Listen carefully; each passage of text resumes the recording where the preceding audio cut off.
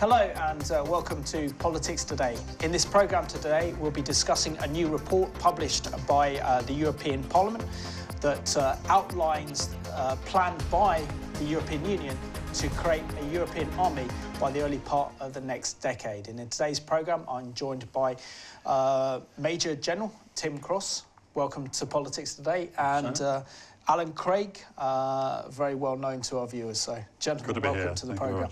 And I've got to say that, Tim, it's an absolute pleasure to have someone of your calibre on the programme today and with such a distinguished military career as well. Can you share with us how you came to faith in the Lord Jesus Christ, and did it make you a better soldier? Well, the short story is I became a Christian as a result of visiting the Garden Tomb in Jerusalem. I was serving with the United Nations in Cyprus. The guide that day was a retired army colonel who challenged me about the Gospels and the empty tomb.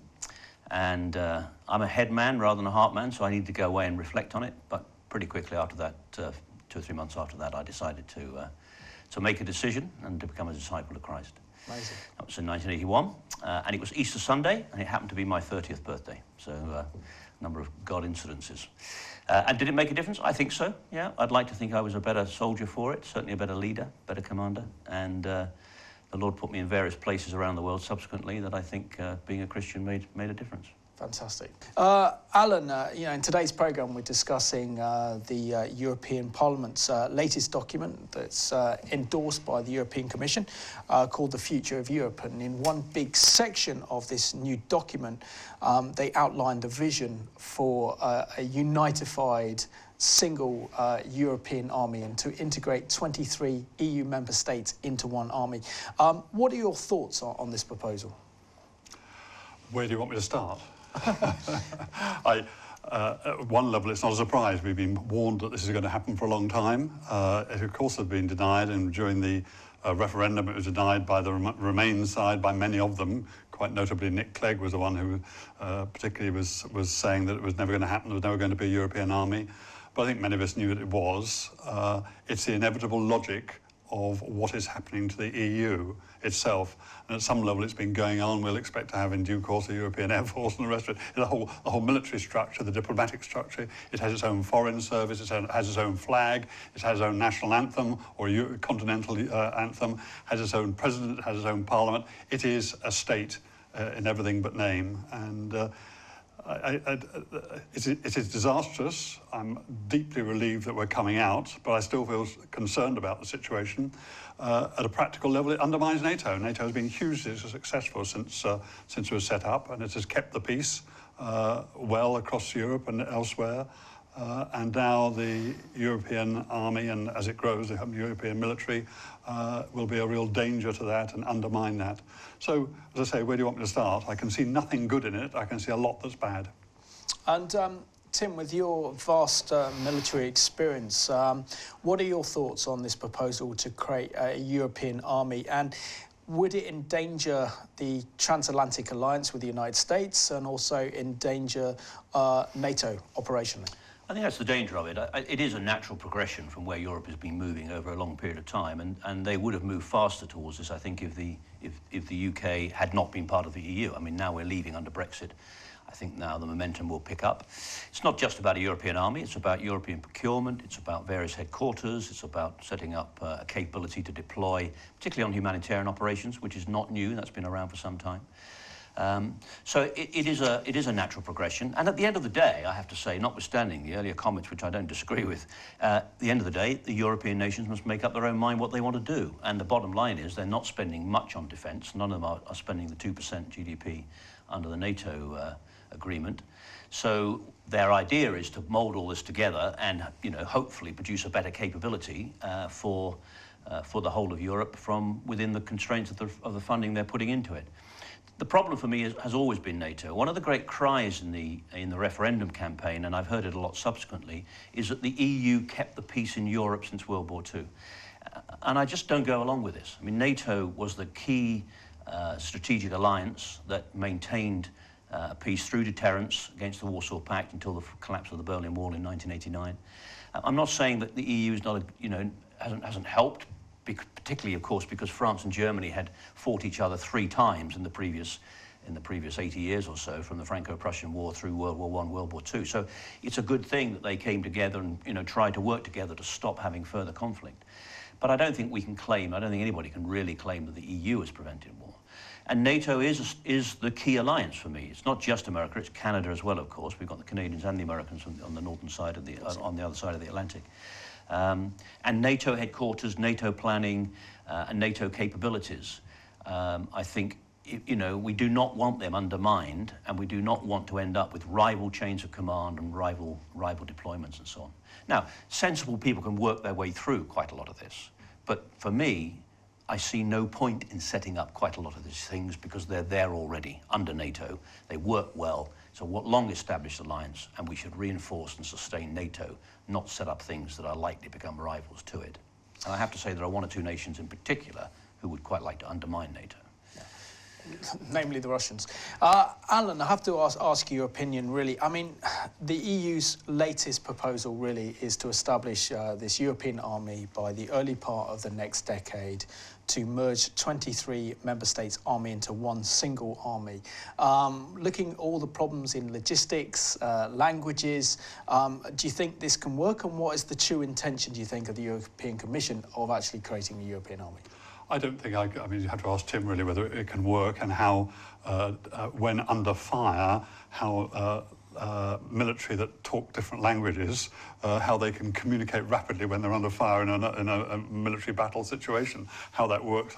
I'm sure Tim can talk. They've had to work it out, presumably in NATO, so they can work it out in the EU. But I must say, Tower of Babel keeps coming to mind, but that's true of the whole of the EU there. I think there's an inevitability that it will happen. They say it's going to be the early part of the next decade. It's inevitable. That is the train lines upon which the EU has set itself. And certainly the powers that be in Germany and in France, Merkel and Macron, Merkel if she stays and so on, seem to want to go down that route. And if they want to go down that route, everybody will fall in line. So there's inevitability about it. And the fact that we're duplicating is exactly the same when the EU decided, what was it, 5 years ago or more, that they want to set up a foreign service. So France has its own diplomatic corps, and Germany has its own, and everybody has their own diplomatic corps, and they're going to impose on top of that a diplomatic corps on behalf of the EU. So, you know, it's the same with this. We've got NATO, and I'm going to stick on, or they're going to stick on top of that the EU army. Complete waste of resources, but almost inevitable. The only thing that will stop it is if the EU itself begins to crumble, begins to fall apart. I don't wish it upon anybody, but it may have this within itself the seeds of its own destruction. But as I say, as far as we're concerned, the sooner we're out, the better. And Tim, considering that we have a Conservative government in power at the moment that has just announced new, very drastic cuts in our defence spending, is this the time to be reducing our defence spending and reducing our defence capabilities in light of the EU plans to build a European army? Well, I think to be fair, they haven't yet announced any big cuts. There's a defence capability or a security capability review going on at the moment, which brought within it some work that was going on in the Ministry of Defence under review as a result of the last election. I doubt that we'll see much out of that, frankly, till the spring for various reasons, change of Secretary of State and one or two other things. So I don't think there's no doubt UK MOD is under pressure. We are still a major player, and we still spend, I think we're the fourth largest defence spender on defence in the world still. There are others who are pretty close to us, but you know, from a European context, we're certainly, only the French come anywhere close to spending the same amount. I just want to pick up this point that was raised earlier too. We mustn't lose sight of the fact that ultimately an army, military capability, is about delivering fighting power. That's why you have a military in the first place. And that fighting power means you have to be able to engage in high-intensity war-fighting operations. Now, all through my career in the 70s, 80s, 90s, and into this century, we've worked in coalition with others. We use the term joint warfare, Army, Air Force, Navy in the UK, and then we use the term coalition warfare, working alongside others, Americans and other NATO partners. And I've worked with the Americans a lot over the years, and indeed other nations too, France, and many other nations in the Balkans and Iraq and so on. Our view has always been that from an army point of view, the UK must be able to deploy at a divisional level to work alongside an allied division usually within the context of core operations, often led by the Americans. This issue with the European move, there's been a number of bilateral agreements between some of the countries in Europe over a number of years. The Dutch and the Belgians work closely together, the Dutch and Germans and others. They've set up military structures. But it's, in simple terms, that is for low-intensity operations. It's humanitarian operations, peacekeeping operations, and so forth, peace support operations. But if Europe is serious about having to have a capability to conduct war-fighting operations, in high-intensity operations, then they're going to struggle to do it. And it will not happen by the beginning of the next century. You don't develop that capability quickly. So, you know, I stress, because we're coming out under Brexit, this must be a decision for the Europeans to decide themselves. And if it meant that they were able to produce greater warfighting capability, pool their resources, put more money into defence and so forth, some good could come out of this. You know, I'm not one to sort of sweepingly generalise to say the whole thing's ludicrous. But my concern is that that's not going to happen. And I think it's interesting too, and I may just slightly ride another horse alongside this. I think what we're seeing in Europe is a lot of people are disquieted about what's going on. I've been very struck by this sweeping, dismissive comment about populism, as if in a democracy, a popular move is somehow to be considered to be a move by uneducated, stupid people who don't understand what's going on. In democracies, if lots of people are worried about something, we ought to listen to them. And this populist movement that's going on around Europe, I don't think will be swept to one side. It'll wax and wane a bit, but it's reflective of a concern within Europe about some of these issues we're talking about and about others, obviously, issues like immigration and so on. So in this Brexit piece that we're looking at, there's an opportunity for EU leaders to think about what they want for the future of future of Europe. Do they really want a single political entity or not? And can they work to in some other direction? And I think it's interesting that Merkel is clearly under pressure, as you alluded to. The Irish government could well be facing another election. You know, I think we're going to see a lot of things happening in the next year, 18 months, 2 years, into the decade that we're talking about, this European army, in theory, coming together to be able to fight at this high-intensity level. So lots of things can change in the meantime. Absolutely, very interesting thoughts. And Alan, I really have to say that on reflection of what Tim has just said, it's very interesting to think that particularly in France with the election of Macron as president, that under his presidency, Europe is pushing full steam ahead with their plans for a European superstate. Why is this not reflected on discussions in our media and also discussions on Brexit to say, really the question is, isn't it, do we want to be part of a European superstate or not? I think people don't want to really ask that question. I think try and avoid it. And I mean, the Brexiteers, so to speak, kept raising that question during the referendum. But after once the referendum had died down and people like the BBC were forced to show both sides of the argument, and once the referendum was over, they're no longer forced to. And there's no doubt whatsoever that the media, especially the London media, overwhelmingly is in favour of remaining. And therefore they're chipping away the whole time at the Brexit argument. And it doesn't necessarily mean it's going to have any effect, but that's where the media, that's where the argument is going at the moment. I'm very interested in what Tim says. I think the EU is set up to dismiss and ignore the populist movements. You see, for instance, how it dealt with Greece when it had its crisis. You see when the Irish rejected and have a referendum which rejected what was it? They rejected somehow, I can't remember what it was now. They weren't allowed to reject it. No, the EU said, no, go back and have the vote again. And they poured their resources into Ireland and the decision was reversed. The EU almost has a personality of its own over and above the individual, saying, look at Jean-Claude Juncker, whatever, has a personality and has a momentum of its own. And it's going to take a lot to pull that apart, in my view. Events, in my view, will pull it apart. It could be events that are fanned along by populist movements in Germany or whatever. You mentioned Macron. Yes, we're all surprised and really quite astounded by this Euro fanatic getting elected as president. But I'm not sure in the long run it's going to make that much difference. There is so much bubbling on under the surface within France. So while at the senior level, I can't remember what the figures were, we got elected by quite a small percentage. Underneath, there's a huge discontented Muslim percentage, 10%. They have the largest Muslim population in there, and there's no doubt the discontent. And we see they don't talk about it much in the media, but there's discontent within the banlieue, around Paris and elsewhere. The fires, setting fire to cars and so on, these riots.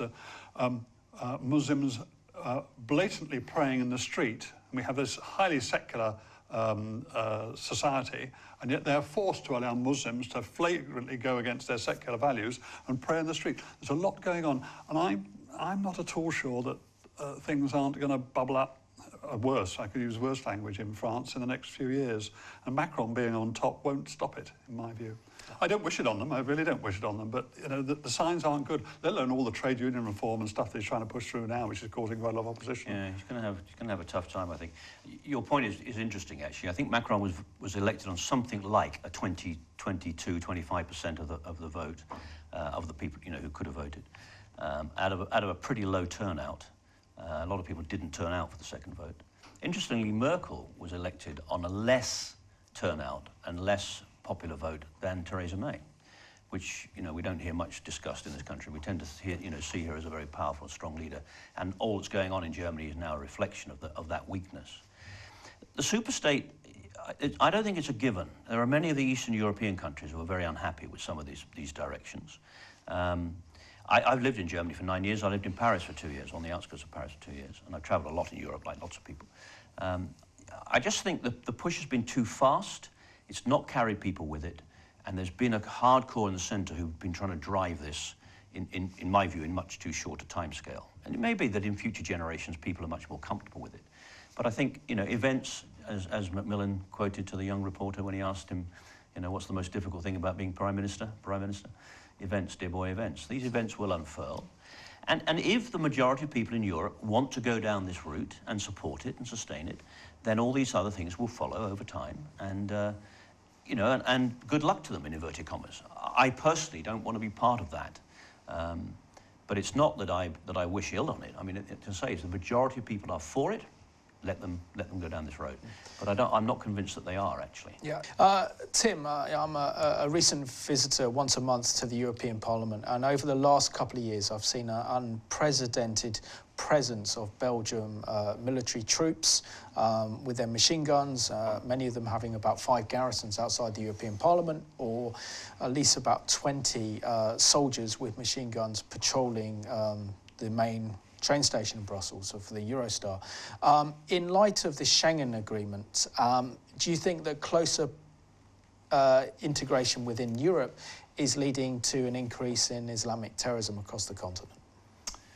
Well, Islamic terrorism is a big issue, and there's all sorts of aspects to it. There's no doubt that a lot of the guys who've come out of the Middle East as part of the whole flow of immigration over the last few years, amongst them are some nasty people.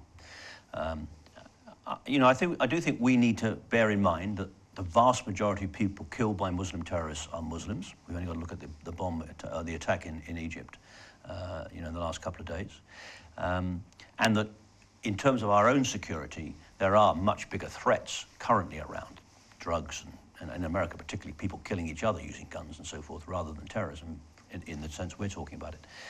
But this is a serious issue. My own view is that in any counter-terrorism campaign, you need to identify and deal with the hardcore terrorists, the people who are prepared to use violence, and intelligence operations, intelligence-led operations are the best way of doing that. But it's the inner circle and the outer circle around those core terrorists, those who are sympathetic to the cause, are prepared to fund and give weapons and hide weapons and hide terrorists and so forth. The size and scale of that is quite difficult to put a figure on it in Europe, but it's undoubtedly a serious issue.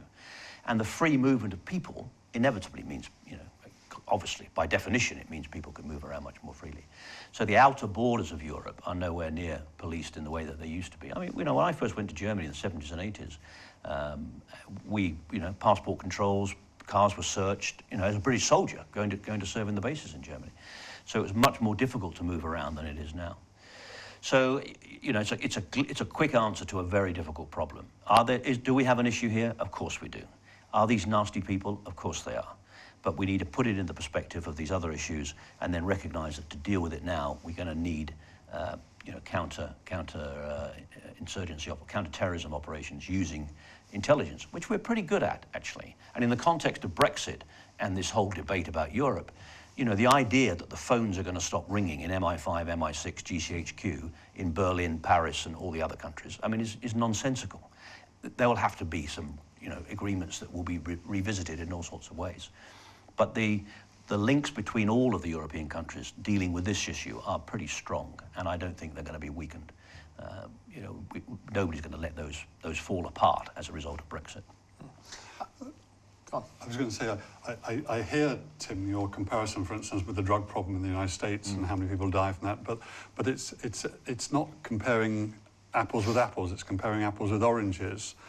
The drugs problem is a standalone problem in the sense that it's people doing it to themselves. Islamic terrorism is part of an ideology which others may, and part of a religion which stands alongside, although separate from, stands alongside of, ideologically and religiously, stands alongside those in this country, for instance, who are demanding Sharia courts. Now, you can say, well, hang on, the terrorists are over there and the people over here are demanding Sharia courts are completely different. They are, yes, and the people demanding it might be nice. They're certainly not violent and militant people, but it's part of a continuum that associates one with the other, whereas drugs are a standalone problem. It has no impact on me personally and isn't trying to take over my society deliberately. It may take over my society by addiction, but I think one's got to be quite careful about it. And therefore I think it really is quite important, this whole terrorism thing, as a different, Islamic terrorism is different from many other sort of massive problems that we do have. I think, I understand what you're saying. I think if you look at this from a national security point of view, what is the threat to the average person out in the streets of London, in inverted commas? Well, clearly gun crime is a threat, criminality is a threat, global climate change is a threat, and terrorism is a threat. There's no doubt about that. And in dealing with that, one has to see it in the context as you've laid it out. And my point about these inner circles and outer circles around the people who are prepared to, blow people up, drive vehicles into crowds, and so on and so forth, is that inner circle in particular. How many people are sympathetic to that cause? How do we identify that and how do we deal with it? Is a key part of this. And so there's a linkage to these things, but as you say, and I think, I think we just need to be careful about brandishing, and I know you're not doing this, but brandishing the whole of the Muslim community as a problem here. There is a serious Islamic threat in the middle of this, and engaging with that and dealing with it is not easy. It is going to take, I don't think it'll go away, actually. I think, it's not going to go away. And going back to the point about people moving into Europe from Syria and all these other places. Amongst the people who come in over the last few years, there are thousands of people who are potentially hardcore terrorists. And it is a real problem, there's no doubt about that. Yeah. And Tim, going back to the issue of the European army, we know that there's a huge democratic deficit with the European Commission, and certainly many of those behind the European project are determined to see a United States of Europe, maybe not in their lifetime, but this is what they're pursuing. Isn't there a danger that if they succeed in their plans to create a centralised European army across Europe, that they could actually use this European army in order to strengthen their position in power over Europe and send the European armies out to conflicts that we shouldn't actually get involved in, or very politicised conflicts that are linked to the interests of Europe? Well, it's I don't think it's a serious issue, if I'm honest, at the moment. I mean, what we haven't talked about is the British. When I commanded a brigade, I didn't wake up in the morning and decide to take my brigade to the Balkans, to Kosovo, for example. That was a political decision by the elected government of the British people. This European army, in inverted commas, who actually is going to command it and who is going to give the intent of how it's going to be used?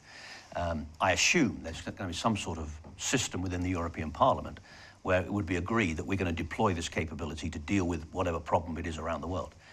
That's fraught with difficulty, I think. I mean, in the context of the Europe as a whole, the number of nation states and so on. But I don't think, so I don't think it's going to be that easy in terms of deploying this thing. If you look back, actually, over the last few years, the EU has deployed very little military capability to deal with anything. And it's partly because it's so difficult to do. And Alan, do you want to sum up and maybe actually tell us why you're concerned about moves towards a federal states of Europe, but also this inclusion of a European army, if it ever comes about? I think historically,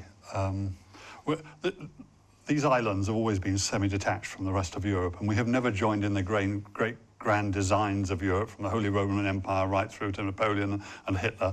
There's been these great centralizing forces going on, some reasonable, some unreasonable, but that's the way Europeans tend to do it. We have always stood apart from these. We've never been involved in them.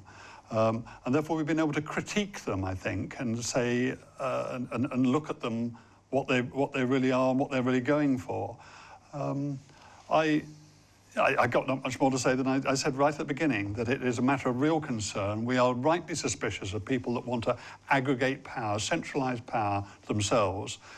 It's bad enough when it's political power, but when there's the possibility that that could be added to by having military power at its disposal, and as you yourself mentioned, there's a huge democratic deficit there, it's a matter of real concern, especially for us sitting slightly aside from it and coming out in due course, thinking, gosh, what sort of neighbours are we going to have across the other side of the channel in 5 and 10 years' time? And how do we know they're not going to throw their weight? They've thrown their weight around in the past. How do we know they're not going to throw their weight around again?